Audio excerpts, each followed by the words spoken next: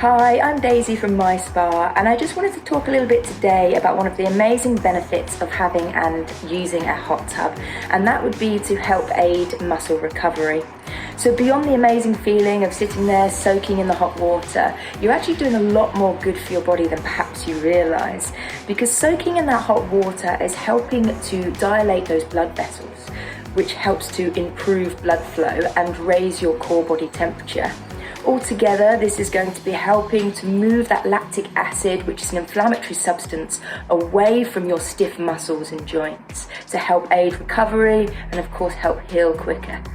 Along with this, you've got those powerful massage jets, many of which, especially within our Sundance range, pulsate and oscillate to simulate that kneading thumbs that you would get from a professional masseuse.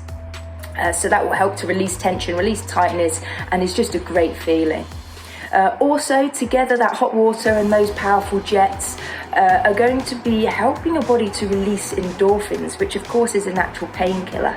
So whilst you're sitting there and helping your body to heal faster, you're also going to come away from your spa feeling better as well. So all in all, just one of the many great reasons to get your hands on a spa.